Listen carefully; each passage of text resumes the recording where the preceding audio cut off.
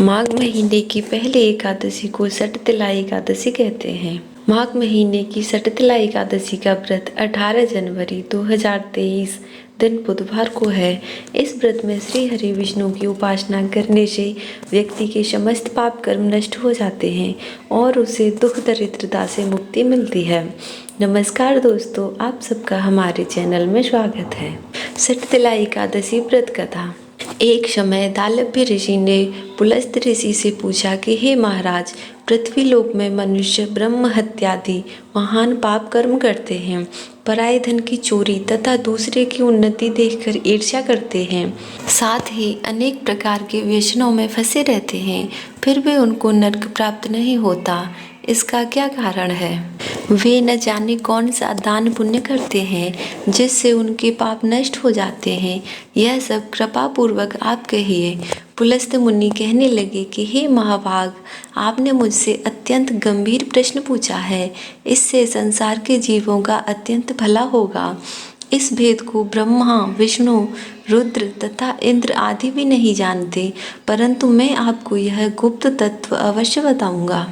उन्होंने कहा कि माघ मास लगते ही मनुष्य को स्नान आदि करके शुद्ध रहना चाहिए। इंद्रियों को वश में कर काम, क्रोध, लोभ, मोह, अहंकार, ईर्ष्या तथा द्वेष आदि का त्याग कर भगवान का स्मरण करना चाहिए। पुष्य नक्षत्र में गोबर, कपास, तिल मिलाकर उनके कंडे बनाना चाहिए। उन कंडों से 108 बार हवन करना चाहिए। उस दिन मूल नक्षत्र हो और एकादशी तिथि हो तो अच्छे पुण्य देने वाले नियमों को ग्रहण करें। स्नान आदि नित्य क्रिया से निवृत्त होकर सब देवताओं के देव श्री भगवान का पूजन करें और एकादशी व्रत धारण करें। रात्रि को जागरण करना चाहिए। उसके दूसरे दिन धूप, दीप, नैवेद्य आदि से भगवान का पूजन करके खिचड़ी का भोग लगाएं। तत्पश्चात पेठा, नारियल, सीताफल या सुपारी का अर्घ देकर स्तुति करनी चाहिए।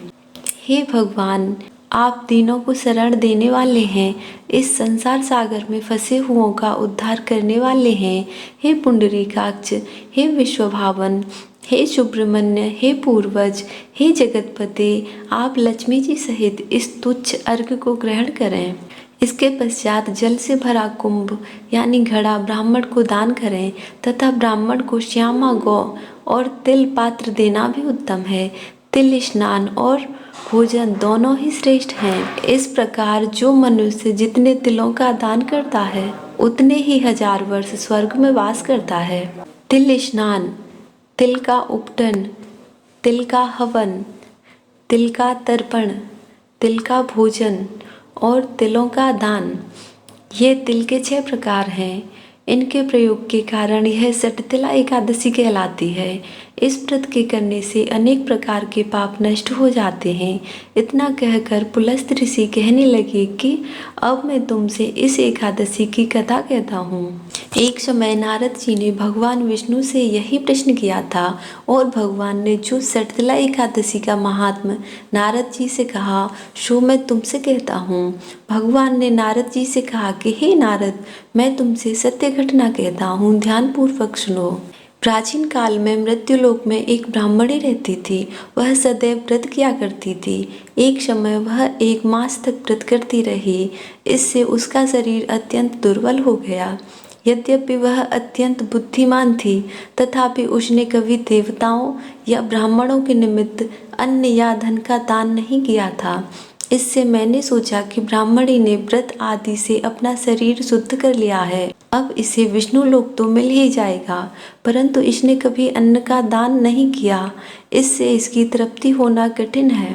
भगवान ने आगे कहा, ऐसा सोचकर मैं भिखारी के वेश में मृत्युलोक में उस ब्राह्मणी के पास गया और उससे भिक्षा मांगी। वह ब्राह्मणी बोली, महाराज किस लिए आए हो? मैंने कहा, भिक्षा चाहिए। इस पर उसने एक मिट्टी का ढेला मेरे भिक्षा पात्र में डाल दिया। मैं उसे लेकर स्वर्ग में लौट आया। कुछ समय बाद ब्राह्मणी भी शरीर त्याग कर स्वर्ग में आ गई। उस ब्राह्मणी को मिट्टी का दान करने से स्वर्ग में सुंदर महल मिला, परंतु उसने अपने घर को अन्न आदि सब सामग्रियों से शून्य पाया। घबरा कर वह मेरे पास आई और कहने लगी कि भगवान, मैंने अनेक व्रत आदि से आपकी पूजा की, परंतु फिर भी मेरा घर अन्न आदि सब वस्तुओं से शून्य है। इसका क्या कारण है? इस पर मैंने कहा, पहले तुम अपने घर जाओ, देव स्त्रियाँ आएंगी तुम्हें देखने के लिए। पहले उनसे सटतिला एकादशी का पुण्य और विधि सुन लेना, तब द्वार खोलना। मेरे ऐसे वचन सुनकर वह अपने घर गई। जब देवी स्त्रियाँ आईं और द्वार खोलने को कहा तो ब्राह्मणी बोली, आप मुझे देखने आई हैं तो सटतिला एकादशी का महात्म्य सुनाओ। उनमें से एक देवी स्त्री कहने लगी कि मैं कहती हूँ। जब ब्राह्मणी ने सटतिला एकादशी का महात्म्य सुना तब द्वार खोल दिया। देवांगनाओं ने उसको देखा कि न तो वह गांधर्वी है और न आसुरी है, वरन पहले जैसी मानुषी है। उस ब्राह्मणी ने उनके कथनानुसार सटतिला एकादशी का व्रत किया। इसके प्रभाव से वह सुंदर और रूपवती हो गई तथा उसका घर अन्नादि समस्त सामग्रियों से युक्त हो गया। अतः मनुष्यों को मूर्खता त्याग कर सटतिला एकादशी का व्रत और लोभ न करके तिलादि का दान करना चाहिए। इससे दुर्भाग्य, दरिद्रता तथा अनेक प्रकार के कष्ट दूर होकर मोक्ष की प्राप्ति होती है।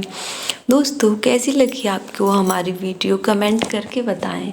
उम्मीद करती हूँ आपको हमारी आज की वीडियो पसंद आई होगी। अगर आपको हमारी आज की वीडियो पसंद आई है तो इसे ज़्यादा से ज़्यादा लाइक करें, शेयर करें और ऐसी ही वीडियो देखने के लिए आप हमारे चैनल को सब्सक्राइब करना बिल्कुल ना भूलें। मिलते हैं अगली वीडियो में, तब तक राधे राधे।